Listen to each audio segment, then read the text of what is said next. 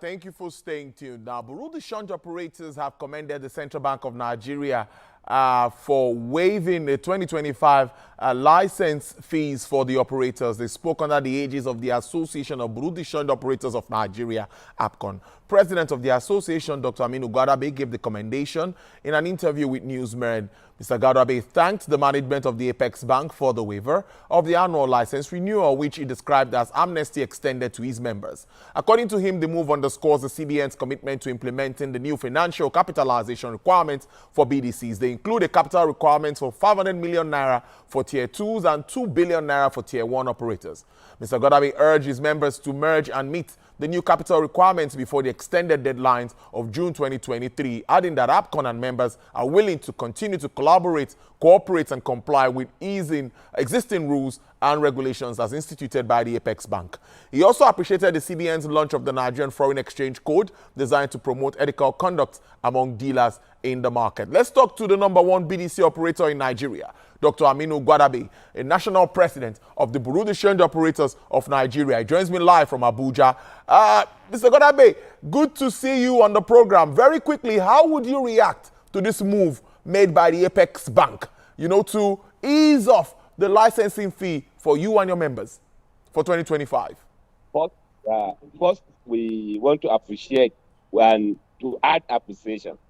We have written our appreciation to the Central Bank for this magnanimity, for the thoughtfulness, for the resilience in ensuring that each and every financial participant, operator in the market is inclusive. So we appreciate their acceptance to make sure that we are still part of them, we are part of their cooperation, collaboration, and recognition. So we welcome it, and that have given a lot of hope among our members, because many of us have definitely lost hope, considering the timing, considering the burden, and what have you. So it's a relief, and it is a welcome development. We thank the Central Bank of Nigeria for their thoughtfulness. And yesterday, we are in the forum, monetary policy forum, where the governor did say that his own strategy now is diversity in consultation. So we congratulate him, and we're assuring him to be supportive in his consultation. You are also optimistic that the Naira will remain strong in 2025. Tell us more about this. We have started seeing it now. The interbank now is getting to 1.5 as the budget predicted, 1.510, 1.509. And then also the parallel market has come down to about 1.610 now. So 1.590. So yesterday the DG was giving us a mandate that he wanted to come below 1.6. So we're getting there. If the official now is 1.490 and the parallel market is below 1.6, there are a lot of combination of factors, positive factors, that will make us see a lot of Naira strength in 2025. Also, the issue of the margin is something that I'm definitely going to ask you again. What percentage of margins are you getting now, and how is it affecting, of course, productivity and expectations from your members? Because many of these funds, you are in business to make profit.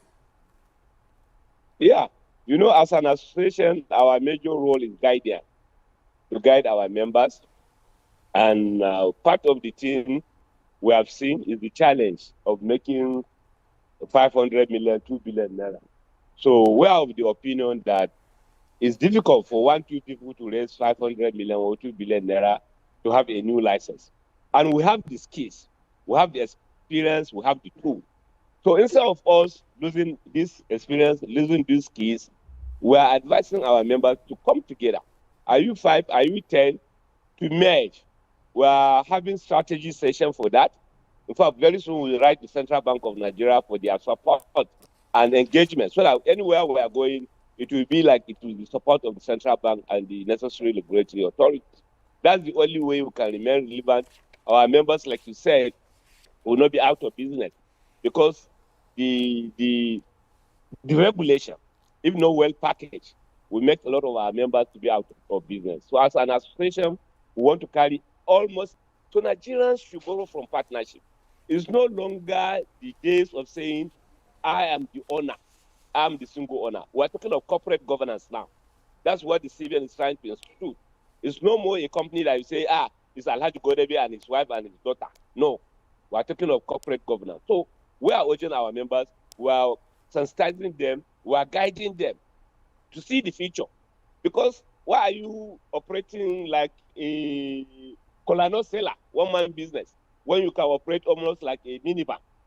So these are the advantages that we are sharing with our members, giving them strategies and technicalities on how they can come together and ensure that we comply with the CBN regulation. I would put it to you again that now that the CBN has come up with the FX code thing, they are talking about fairness, transparency, and they're saying it's not business as usual. What other things are you doing to check excesses of members that would not want to comply or will still be involved in any form of sharp practices? You know, I would always ask you this question. What are you doing in ABCON to make sure that your members are following the law to the latter? Well, part of our objective as an association is zero tolerance to non-compliance. And we have aided our members to put technology that will help them to comply online real time. Even from their bedroom, you can send any information to the central bank. You can send information to the Nigerian Financial Intelligence Unit. You can check customer status, KYC, on NIPS platform and other platforms. Basic thing is know your customer. Another one is to render your returns to your SCR, suspicious question return. So all our members are automated, online real time, to ensure it's prompt in terms of their compliance. Finally, or almost finally, before I let you go, Alhaji Gwadabe, the issue of other sources of getting FX is something that remains very important for the country because liquidity is what everyone is talking about. What do you make of all the efforts of government aimed at attracting, foreign investments into this country to make us have more of these dollars in? Do you think we are doing enough, or what more can we do? Yeah, it's a two sides of the same coin. For you to attract foreign investment, you have to increase their interest rates. The central bank have been using interest rate to attract foreign portfolios investors in terms of foreign inflows. However, it has its own cost because the cost of borrowing locally too will go up. But for them to sustain Naira stability, they need to have foreign exchange sources, like you have said. That's one of the sources. Foreign investors' inflows. Foreign investors cannot come without a higher attraction, and the attraction is higher interest rate. The central bank is doing that to attract the foreign investors. The other one is the diaspora remittances. That is still low as far as I'm concerned because it's yet to be liberalized. I'm happy now that the central bank said after the recapitalization, the BDC will become an agent. It's still opaque. Make it open. If not, a lot of diaspora remittances, even half of the foreign reserve annually, $24-25 billion. The CBN is only seeing like $5-6 billion annually. It's been ambushed by ungoverned space. So make the license one compete, make it competitive, make it democratic, democratize it, so that as a license bureau de change, I can bring in, people can use me to come with $5 million, $10 million through the former system.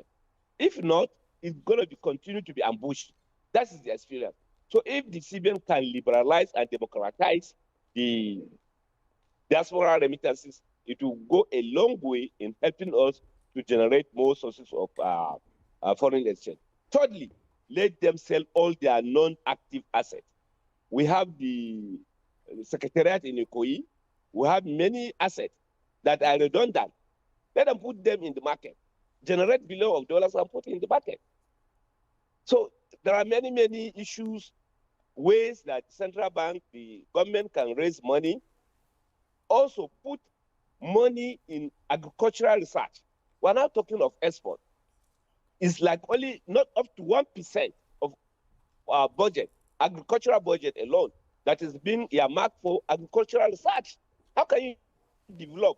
Nigeria is one of the countries that suffer climate change, one of the worst countries in terms of climate change. Our products go wrong. So we need to put money in agricultural research so that we can come up with innovations, with ideas, with seedlings, with plants, fertilizers, and what have you. For how long can we continue to depend on Ukraine fertilizer? For God's sake. So these are the things that we really need to look at and be dependent. We thank God now, Dangote industry and the NNPC industry, refineries, are coming on board to help us reduce the spending of importation on fuel consumption. And then the energy sector too. They should look into it. We have over 23 powered gas stations in Nigeria. Why are we paying 265 naira? As band A, most every manufacturing company is a heavy cost of manufacturing company. So these are the things we need to have a national emergency on inflation, most especially, so that the common man, we have a social network, we not think too much, we be settled, and the government will be settled, the central bank will be settled. So it's a journey that all of us have to be part of it. Also, we need to be patriotic, very, very important. Nigerians need to be patriotic. What the government, we need to put our best in all what that we are doing. Dr. Aminu Gwadabe, I must thank you so much for your time on the program this Friday afternoon. I know it's a busy day, but at least you're able to squeeze out time to join the program. To enjoy your weekend, Alhaji Gwadabe is the president of the Association of the Burudo Shunt Operators of Nigeria, speaking to us live from Abuja.